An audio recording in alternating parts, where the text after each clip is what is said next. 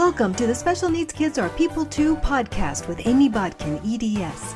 Amy is an autistic adult who also happens to be a school psychologist turned special needs consultant and public speaker.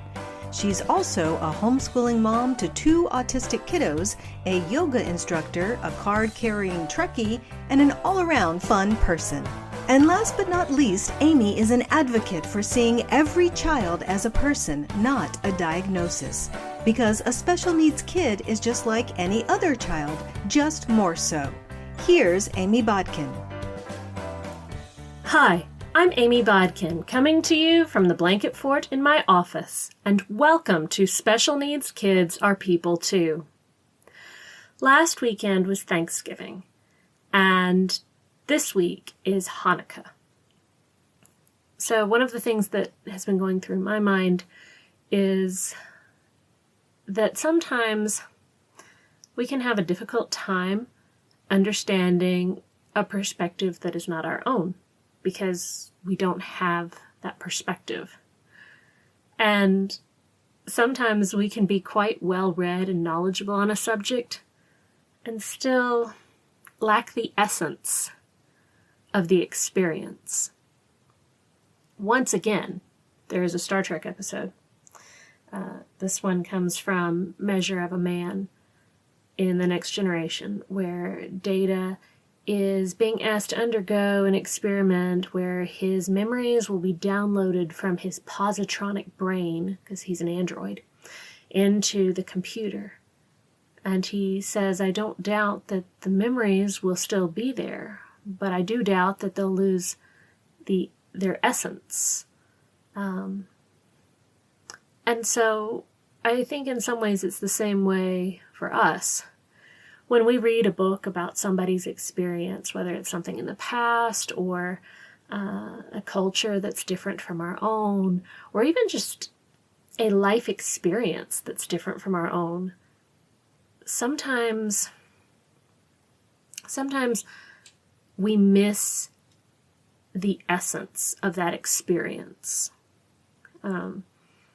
We can read about it, we can be knowledgeable about it, but we can miss that quality that really makes it what it is. I definitely had that experience. I grew up in a very evangelical setting. And so I had a great deal of knowledge about the Bible, specifically about the Old Testament. And so my understanding growing up was that Jews were basically Old Testament Christians, because based on all the knowledge I had, that's what made sense to me. And then I ended up marrying a Jew, and it's not the same at all. There has been, one, you're looking at a text that has been interpreted differently because of people's different perspectives. For example, Christianity is orthodoxic, whereas Judaism is orthopraxic. Orthodoxic means that it has many doctrines, whereas orthopraxic means that there are many practices. And so what divides up Judaism is the variations in practice, whereas what divides up Christianity is the variations in doctrines. And that's a significant difference in perspective. And it makes a difference in how you read things, too. And then, of course, there's at least 2,000 years of history that happened from the Old Testament until where we are now. So saying, oh, okay, well, Jews are Old Testament Christians, yeah, that doesn't work at all. I was missing not only perspective, but also 2,000 years of tradition and experience. And so one of the things that I guess I have especially learned, and I think we all learn this to a point. I don't think you necessarily have to be autistic to have to, like, come to grips with this reality of life. But eventually, at some point in our lives, it kind of comes home to us that to really understand where someone's coming from, you kind of have to walk a mile in their shoes. And it's not always possible for us to do that. You can't have every experience. And you can't even read about every experience. It's not possible. But I do think that we can be mindful of our own perspective, and also in just reminding ourselves to continually broaden our perspectives, continue to explore. Kids love to explore. As adults, I think it's important for us to remember to enjoy exploring, that there's still new adventures to be had and new worlds to discover. And sometimes we can do that through a book. One thing to remember, I think, with books is that you can learn all you want about a particular event through somebody's research. However, there is an essence of the experience that is lost when somebody else has done the research. There is something to be said for the perspective of somebody who was, an actual participant in the event, or someone who has grown up in the culture that you're wanting to learn about. Particularly when I'm picking out books for my own children, I love to use what has kind of become termed today as own voice authors. Authors who write about their own culture and their own experiences. And actually, that's referenced in Little Women. Louisa May Alcott, as she was writing Little Women, she has Jo's character meeting Professor Bear. And he tells her to write from her heart about her own experiences. And, I think there's a certain amount of passion also that gets transmitted when you find somebody who's able to write with passion from their heart about their own experiences. And I think they're able to provide something that an outsider's not quite able to do. Not in the same way. And it may just be a bit of difference in the essence of the experience, but it's still different when it's your own people. One of the things that helped me a lot with my understanding of Judaism was the series All of a Kind Family by Sidney Taylor. I absolutely adore that series, and I have since I was a kid.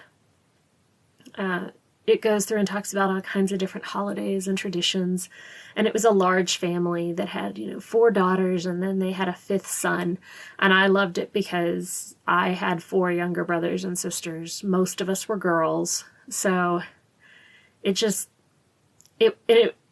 was a very sweet family, and I really enjoyed it, and it really did help me understand holidays a little bit better at a child's level. As I've gotten older, I have looked for books about, I have looked for Jewish-specific books because that's something that's very important to me, and also for sharing with my children because they are Jewish. But I also try to share other people's voices as well, some not our own experiences. I really enjoy reading books by Joseph Bruchac. I think that's how you pronounce it. He's a Native American author. He's written quite a few that we really enjoy. I believe he was the one who wrote, Children of the Longhouse. That one was exceptional.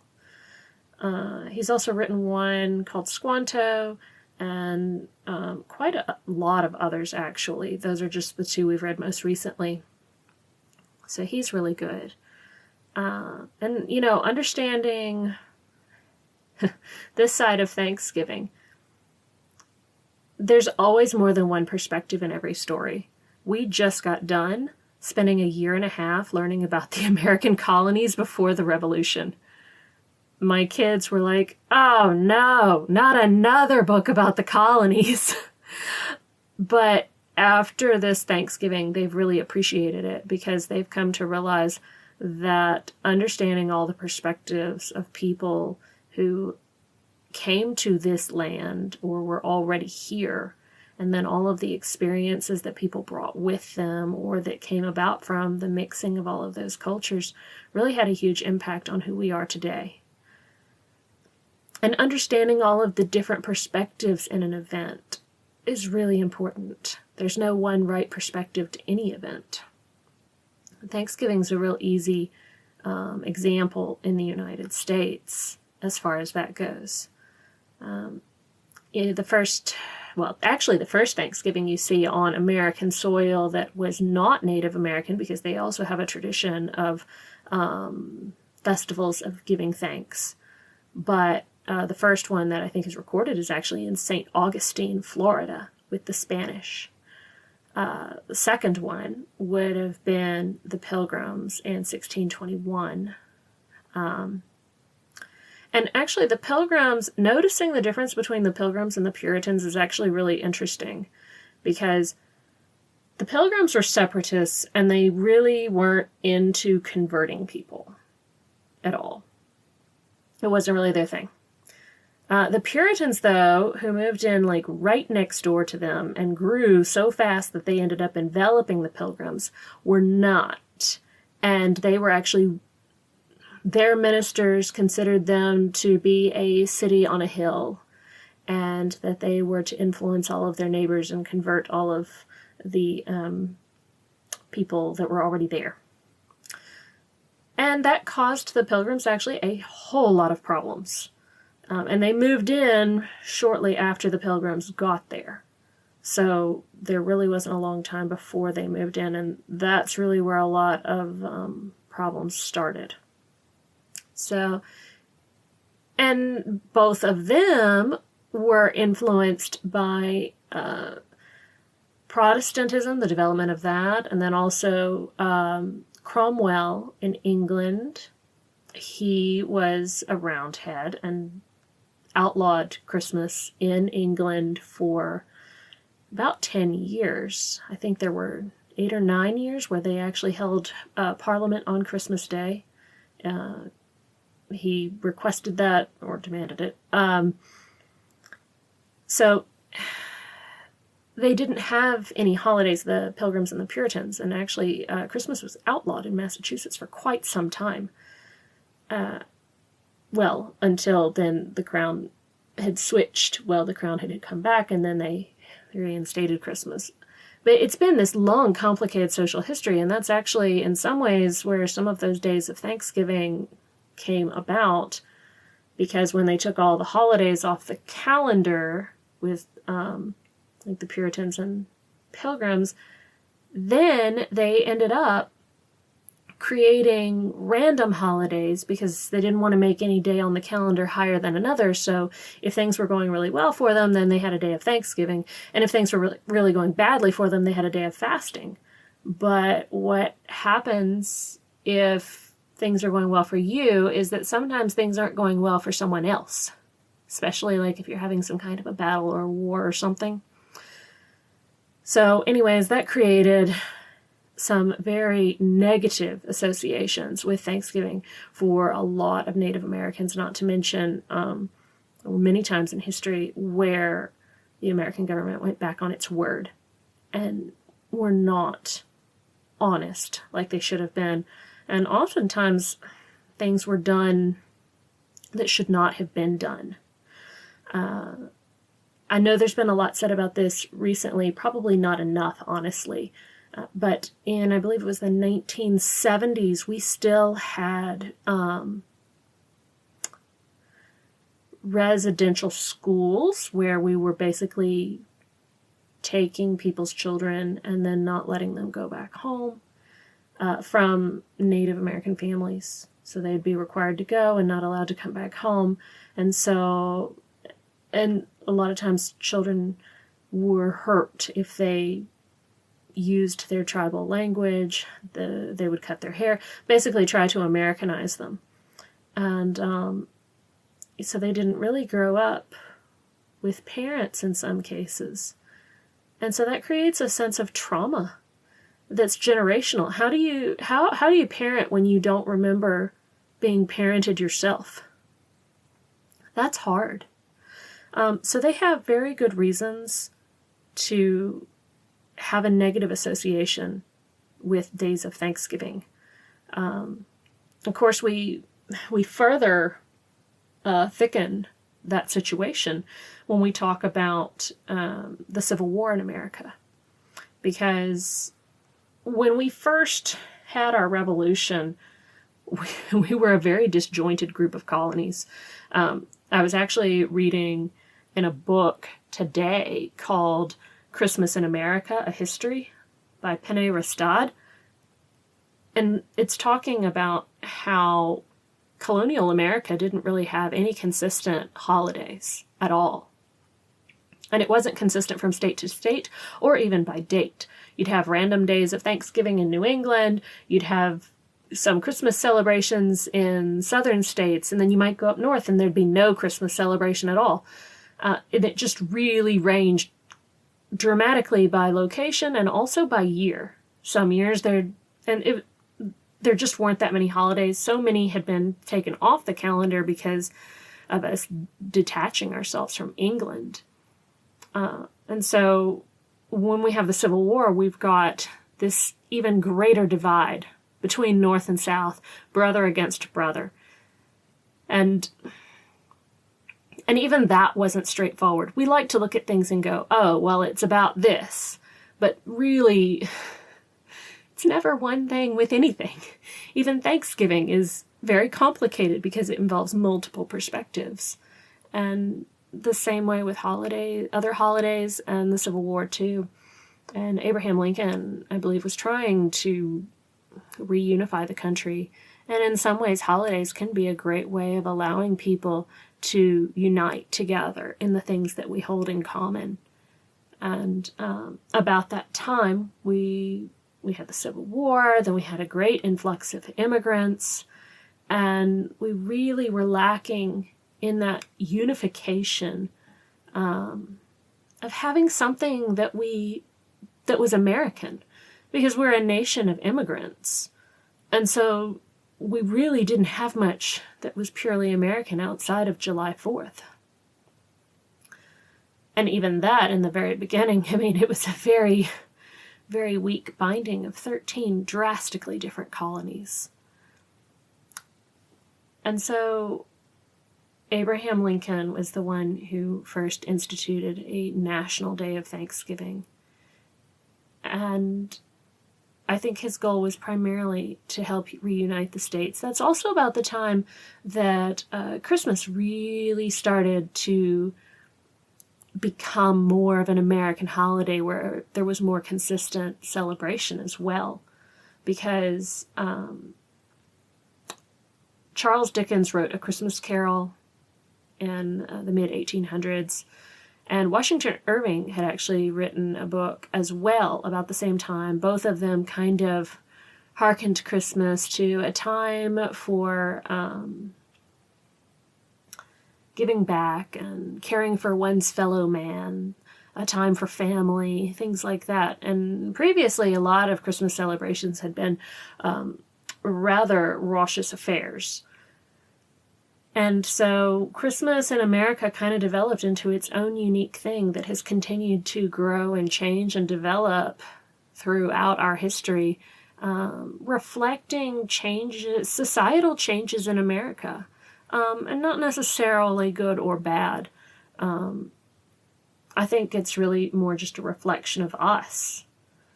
And anyways, the book Christmas in America, A History by Pene Restad is quite excellent. I highly recommend it. And actually, there were a lot of Jewish immigrants who really participated in developing some of those strictly American Christmas traditions. at least 50 American Christmas songs, or 50 Christmas songs in general, not the hymns so much, but the songs, are written by Jewish Americans. There's a ton of them. One of the big ones tends to be Santa Baby. Anything from Rudolph the Red-Nosed Reindeer. Rudolph the Red-Nosed Reindeer was actually written by a Jew. The songs were also composed by a Jew, and it actually tells basically the story of, when they wrote the story, he heavily identified with this character in the story, because this man, as an immigrant, had the traditional Jewish nose, which isn't really true at all. It's really just a stereotype. And that people kind of pinned him as a Jew because of it, and would not allow him to have certain positions or jobs or that kind of thing. Until they found out what he could do, and then he was able to connect with other people. And so, and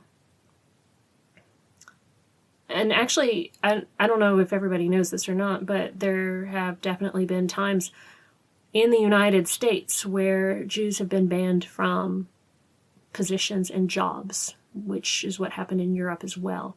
A lot of times we like to think that all of the anti-Semitism happened only in Europe, and that Americans, it's not anti-Semitic at all, but we've actually had quite a few instances of that ourselves.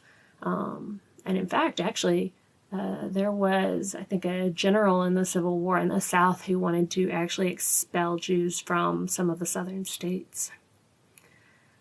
Let's see, Jingle Bell Rock, Feliz Navidad, Silver Bells, I Saw Mommy Kissing Santa Claus, All I Want for Christmas Is You, Rocking Around the Christmas Tree, Jingle Bell Rock, It's the Most Wonderful Time of the Year, the Christmas song, chestnuts roasting on an open fire, Santa Claus is Coming to Town, I'll Be Home for Christmas, Do You Hear What I Hear, Text Me Merry Christmas, 12 Days of Christmas, A Caroling We Will Go. Oh, wait, actually, 12 Days of Christmas wasn't written by a Jew, but there's a version that has a Jewish line in it. Let's see. Every Day is Christmas, Everyone's a Child at Christmas, Happy Holidays, Have Yourself a Merry Little Christmas, I Heard the Bells, Let It Snow, A Marshmallow World, Puppies Are Forever, that's a Christmas song. The Night Before Christmas, Winter Wonderland. There's so many. There's at least 50 or more. And then, like I said, the first Rudolph the Red-Nosed Reindeer book was written by a Jew. And there was a strong attachment to the Rudolph character, which is actually an Anglicanized version of the Jewish name Reuben. So, go figure. So there's all kinds of ways that Americans and immigrants have come together to try to, create something that we can all share. And isn't that, generally speaking, what most holidays are about? Finding something we can share. And sometimes finding something we can share begins by getting to know each other better, and understanding each other better, and understanding each other's perspective better. And now, a word from our sponsors. Do you ever feel isolated, like you don't really know what you're doing as far as homeschooling your child who's got a different kind of situation than everybody else's kid? Well, a Charlotte Mason Plenary has created a special needs membership group with me, Amy Bodkin. This group provides an online community where you can connect with other moms as well as me, talking about things that are important in your life. We also have a weekly meeting on Zoom where we can build relationships and also dive deeper into topics that are of importance to you, whether that's behavior, academics, or just life in general. This group is for anybody who feels that they have some kind of a special situation in their home, whether that is due to a learning difference, developmental difference, someone having a chronic health condition, trauma, anything that puts your family outside the average. You can find more information at cmplenary.com/product/special-needs-membership. Hanukkah's this week, and I did not know the story of Hanukkah until I was an adult. It's become one of my favorite stories because it was a story I didn't know, and it's always exciting, when you've spent time reading, a book all your life and you know all the stories to find out, but wait, there's a new one. It's actually recorded in the Apocrypha in the Catholic Bible, and it's also in the Jewish Mishnah. The story is, for anybody not familiar, because Hanukkah is not Jewish Christmas. Hanukkah is a total separate holiday on its own. It's not really, honestly, it's a pretty minor holiday, except for in the United States, and mostly that's because of its closeness to Christmas, and Christmas being such a big deal now as compared to colonial times. So Hanukkah, it takes place when the Greeks have taken over Judea, and they are trying to Hellenize all of the Jews. So they have outlawed the study of the Torah. They have, which is the first 5 books of the Old Testament, for those not familiar. And they have started building gymnasiums and having young men go to the gymnasium. That it's a place of learning.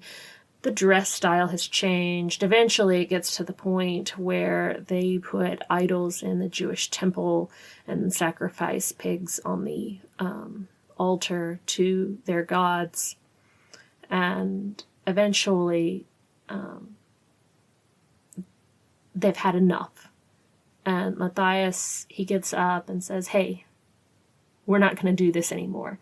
And he and his sons, who are called the Maccabees, which means hammer. So his son Judas ended up being the leader. So Judas Maccabee, he's Judah the Hammer. And, well, Judah, not Judas, but at any rate. So they go off, hide in the mountains. Other people leave, and they basically kind of do a whole guerrilla warfare thing. And what's really exciting is that they end up beating the Greeks. They were way outnumbered. The Greeks were way better trained, but they ended up winning. But that's not actually what the celebration of Hanukkah is about, as amazing as that is. So after they beat the Greeks, kick them out, they start cleaning up the temple specifically, getting rid of the idols, re-sanctifying it. And they're getting ready to light the lamps of the menorah, which is supposed to always be lit. And they can't find enough oil. And it takes time to get more oil, make it, all that. So they've only got a little bit. But they are so eager to re-sanctify the temple, they decide to go ahead and put the oil into the menorah and light it. And it stayed lit, the same oil they put in there, for 8 days. My favorite meme that I've seen is, imagine your cell phone battery is almost dead, and then it lasts for 8 days. Now you understand Hanukkah. And as a side note, Hanukkah is spelled in English with an H at the beginning or a CH, because the sound at the beginning of the word Hanukkah in Hebrew is at the back of the throat, and it's more of a sound. And so there isn't really an exact English letter translation. That's why you see it both ways. It's not Chanukah or Hanukkah exactly. It's more Hanukkah. But anyway, so that's why all Jews have Hanukkahs that have 9 little candles or oil cups. And the 9th one, or first one, depending on where it's at, is the Shamash candle, which is the helper candle, and it lights all the other 8. And so that is what it celebrates. There's actually a wonderful picture book called Hanukkah at Valley Forge. And it is actually telling a story that really happened. When George Washington was at Valley Forge, he came across a Polish soldier who was lighting candles. And he asked him what he was doing, and he relayed to him the story of Hanukkah. And George Washington found it to be encouraging to know that that kind of battle for freedom had been waged and won before against a enemy much larger and more powerful than themselves. And anyways, I find that particular book really enjoyable to share with American children, because it's a way of using your own experiences to connect with someone else's experiences. And I guess that's really kind of the point of everything that I've been talking with you guys about today, is that, it's important for us to understand and celebrate and honor our own perspective and our own holidays. But it's also important to use those perspectives to help us connect with other people and to develop an appreciation for their experiences. And truly, especially in America, I feel like, and especially in a post-internet world, well, maybe not post, but, since the development of the internet, I think in some ways we already do this and we don't even realize it. And sometimes it's just that we need to be reminded that it's okay to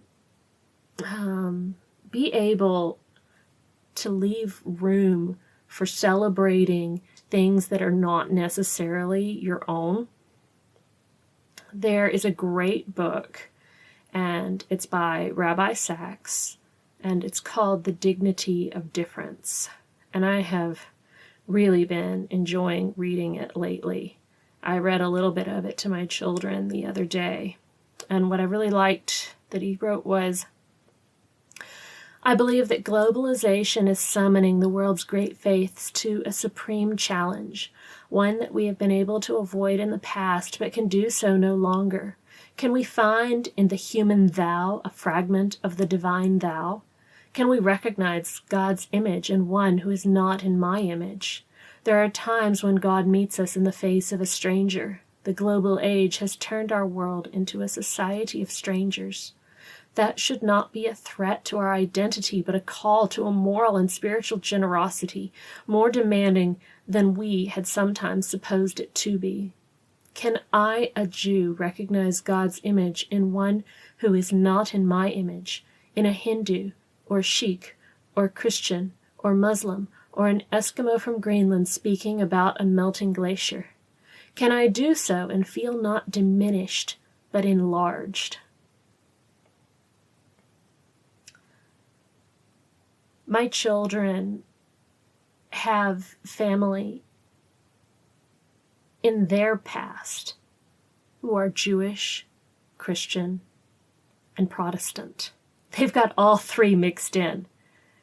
If our ancestors knew of the mixture that we now possess, I think some of them might roll in their graves.